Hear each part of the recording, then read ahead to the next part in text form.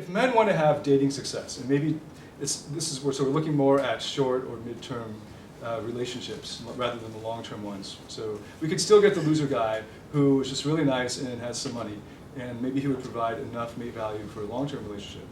But a lot of the men in Singapore aren't coming in out of their 20s looking for a wife immediately. They want to date. They want to see what that's like. So what is it that a man would have to change in order to attract women besides the physical, because that's pretty obvious. So one of the things that you've looked at in your research is the dark triad. Can you tell us more about what that is? The dark triad, is another some other research that I've been doing with Peter Jonassen, my collaborator, and basically the dark triad describes three traits of Machiavellianism, psychopathy, and narcissism, right? It's showing that people who are high on these three traits, and those types of people might be personified by James Bond, for instance, right? So, you know, he's chatting up a woman and charming her into bed, and 5 minutes ago he just strangled somebody, and it doesn't faze him at all, right? So he's cool, calm, and collected about this, and he pushes his own agenda, and he'll say whatever he needs to say to the woman to get her excited and into him, and then he'll probably not call the next day. So what is it? Yeah. What it's saying is that the guys who are into themselves, right, narcissistic, and then also Machiavellianism, which means that they're opportunistic, take advantage of the opportunity as it arises, and also psychopathy means that they have lack of empathy, right? They're able to fool, they're able to use people and fool their way into women's sex lives. And so people who are high on these traits, we found that they actually do have more sexual partners than most of us, the rest of us. And so what's the evolutionary explanation for that? Well, so why is it that women would do this thing that why would they be attracted to a guy over these millions of years who would actually bring them harm? Well, that's a good question. They're not deliberately trying to. See, these guys who are particularly high on these kind of traits are able to just approach women to just get what they want out of them without, and then they're basically fool the women, right? They fool the women into kind of thinking that they're being romanced for a long-term investing relationship and things like that, and then but really they're just after short-term sex, and then they're gone. So this is one area potentially where men are actually, for better or for worse, it's just happening, but men are actually having the upper hand in a mating game, right? In these types of men. Purely through their manipulation, then?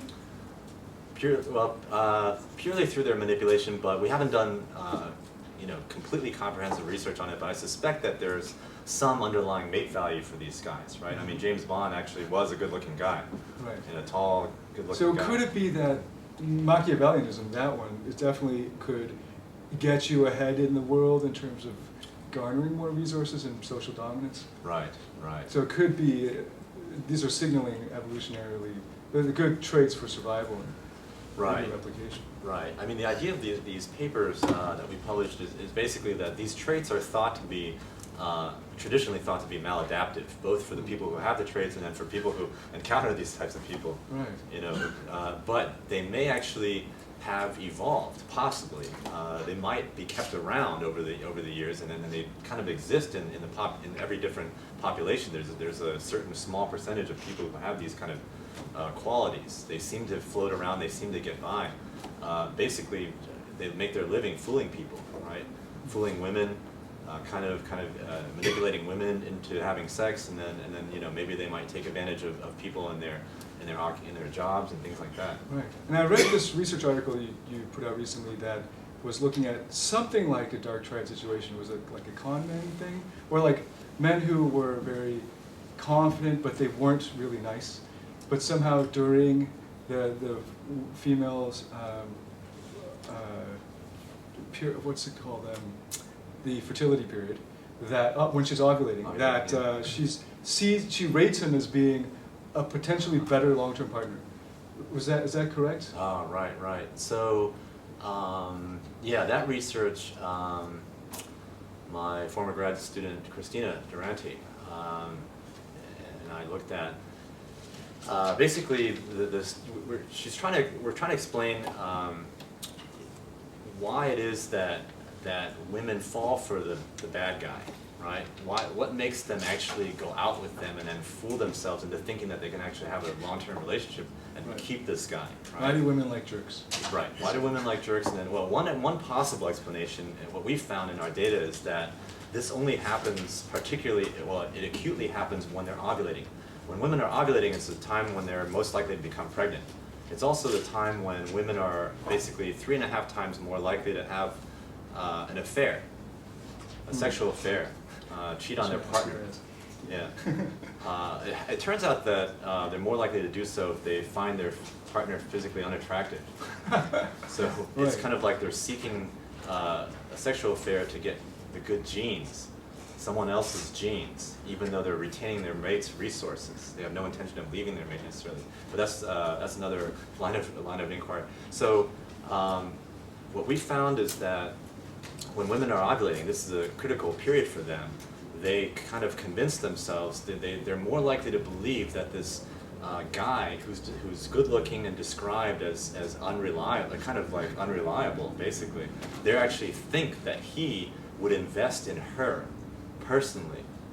They think that these bad boys would make good long-term mates for them and actually commit to them around the time of ovulation.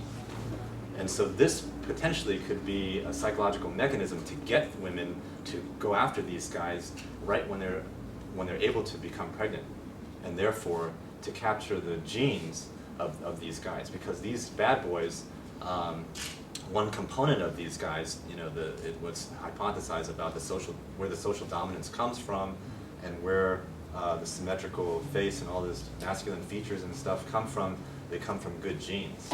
And so it's as if women are seeking those good genes around the time of ovulation, but they actually have to psychologically kind of fool themselves into thinking that these guys would actually make good long-term mates in order for them to pursue those guys.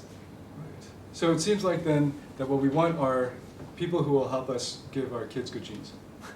And these bad boys might actually have good Yes. genes. Right. So in terms of they have more confidence and access to resources, or is more confidence, physical symmetry? More of the physical stuff, Physical. right? So you've got people who are naturally good at attracting Right. women, right? And they're attractive to women potentially because they have good genes. Now, do you want to hear the real nitty-gritty science behind that? Yeah, let's hear it.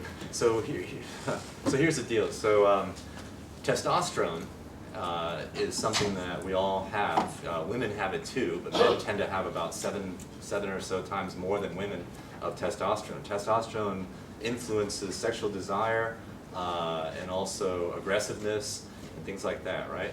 So testosterone is an immunosuppressant, which means having testosterone will suppress your immune system, right? This is one of the reasons why a key reason why men live shorter lives than women on average, because men have this testosterone and women don't, or they have much less of it generally. But if you have a lot of testosterone, you will have a more masculine looking face and more muscular features and whatnot, right? So, but the problem is the more testosterone that you have, the more likely it is that your immune system will be impaired.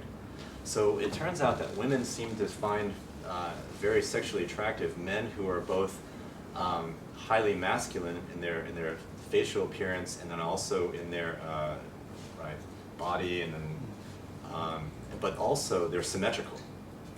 But these guys are both high in testosterone, high in masculinity, and symmetrical. So what it means is this: it's almost as if it's kind of like the peacock's tail. Costly signaling. It's a costly signaling. It's like it's a cost to be able to bear all this testosterone. It's like, okay, look at me. I've got so much testosterone. It would kill a normal guy. It would maybe make him look very lopsided in appearance. He would grow up asymmetrically. But look, I'm so symmetrical. That means I've got good genes, and if you have sex with me, I'm going to pass that right on to your children. And so women... Right. The immune system is so strong that it can bear all of this. Right. It can bear all this. It can fight off the parasites that would have gotten to somebody with a weak immune system. So women find these guys sexually attractive. They're more likely, these guys start having sex at an earlier age. They have more sexual partners, and they bring their sexual partners to orgasm more frequently. Right. So raise your testosterone. Okay, so it looks like a lot of attraction is happening on this unconscious level where it, so here's one idea that is very prominent in Singapore, which is that that you can convince somebody to fall in love with you or to be attracted to you by working the sympathy line, right? So it seems like that, just saying, look, I have low mate value, feel sorry for me, and come to me because I would be devoted to you 100%. And if she chose that as a conscious theory, she chose that consciously, she'd actually be acting against her best interest evolutionarily. So most women unconsciously are following the heritage that they've received from millions of years of evolutionary processes. Right. Okay. I mean, there's always exceptions, and there, you know, and not everybody's exactly the same. There's individual differences and whatnot. But yes, on average, women seem to be still looking for those things, even though the link today between those desires and actual reproduction is somewhat fuzzy. Right. I think it's, yeah, that's the mystery, that there's all of this science out there that shows that if a man acts in this way, he's confident, and just take confidence, right, that women would be more attracted to him. But it seems like most of the society in Asia is completely blind to that, the implications of the research in this area, because they don't come to dating academies. They don't think that there's anything they can do to raise their mate value beyond making more money, Right. which would actually just increase their long-term mate value, really. Right. I love that there's in an academic article, the title had the word booty call in it. I think they had 2 articles that had the word booty call. We can credit Peter Jonasson for that. Yeah. Cool. So just so I think I know what I mean by booty call, but what do academics mean when they say booty call? So what's the academic booty call? Well, it's probably more or less the same thing as what you're thinking about, but there are aspects, let's see, that fit the picture on mating. So at the one extreme, you have long-term committed relationships like marriage, right? People meet each other, fall in love, get married, and live happily ever after. And then there's, at the other end of the mating extreme is an anonymous casual sexual encounter, a one-night stand, right? But in real life, the motivation behind this particular research is that in real life, the relationships, especially in the modern world, tend not to fall exactly necessarily on one extreme or the other, right? Now everybody, not everybody, but most people aim to get married in their lives and to find the right person and settle down. But in terms of all the other types of relationships that happen before that or happen in place of that, it's very rare that somebody is going to just have an anonymous casual sexual encounter for one night and then you never see the person ever again. Don't even know their name. It happens for some people, but this is relatively rare. So we looked at booty call, which is somewhere in between.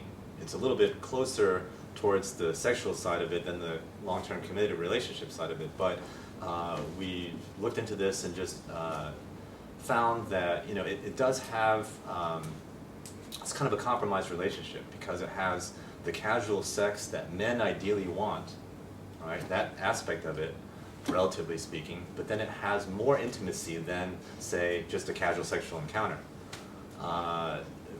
The sex that occurs between booty call partners tend to be between people who know each other as kind of friends, right? So there's some kind of more intimacy there. And then the women we find out, who we interviewed and studied, seem to have generally, on average, have some hopes for this potentially turning into a long-term relationship, right?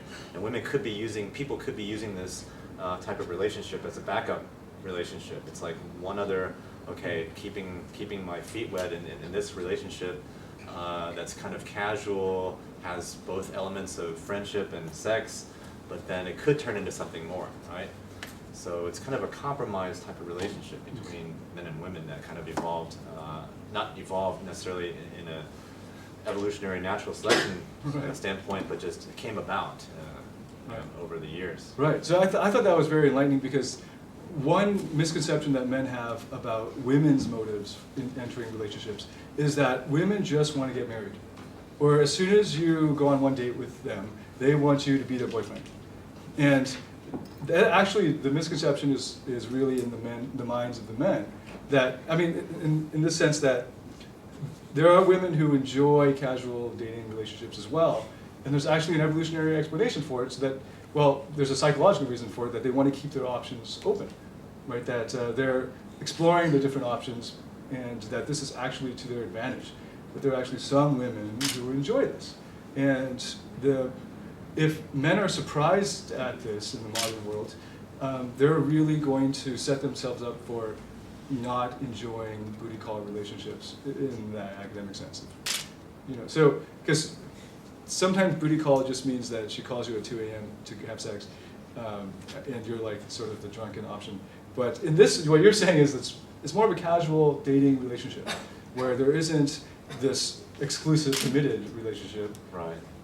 But it's an ongoing and repetitive, well, it repeats itself with sexual encounters. Right. Right. So women actually benefit from these as well, and just exploring their options. Right.